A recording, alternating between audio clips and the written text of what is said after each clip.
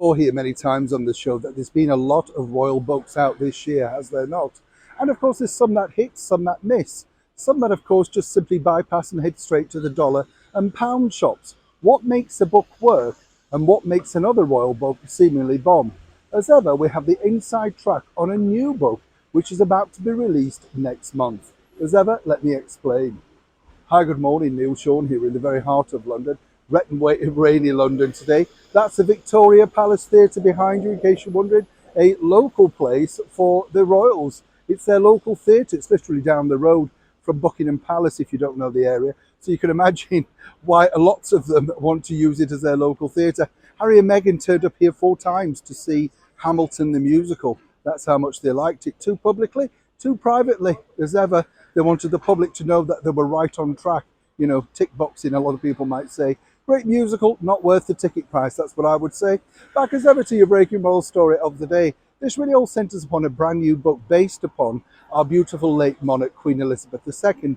And it's been written by an author that many say has the inside track. He's the sort of person that's been around for decades now, popping up on breakfast television in daft jumpers with his anagrams and poetry. Then now more recently on reality TV show, watching television and then commenting on it.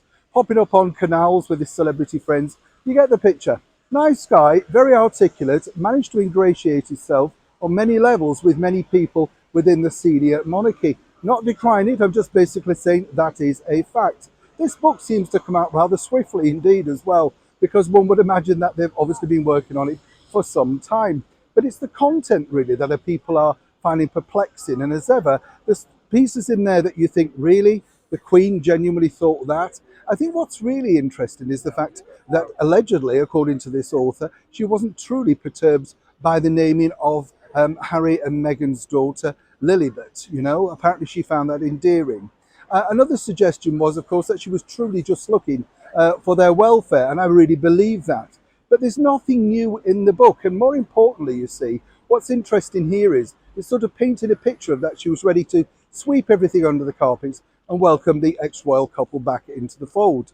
That's not truly what was going on. So why has this author decided to go down this more pragmatic route?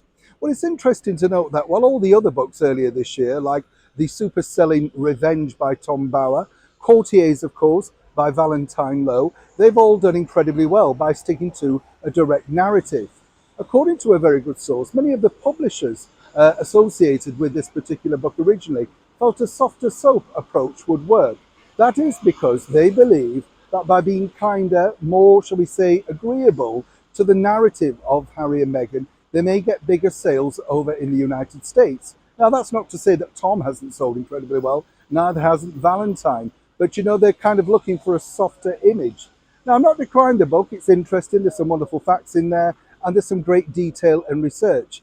But as with a lot of people who are close confidants with the British monarchy, and I could name another celebrity gardener, very similar, who appeared at that recent Platinum Jubilee celebration. You know, couldn't have done more to doff his cap and grease his way in, but yet still remains untitled. You know what I'm saying?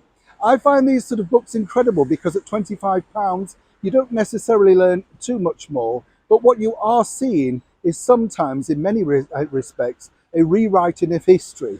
And the true version of events are, of course, by the people that work around them. What we do learn, and what we've already always known, is that our wonderful monarch was very much a forgiving person, tried to see the good in people, and her faith was everything. But then again, do you really need to spend £25 to find that out? Not necessarily. So if you're looking for a soft soap book on all the latest royal stories, this could be the book for you. If you're looking for true fact and fiction, then of course I'd look elsewhere. Neil Sean in the very heart of London.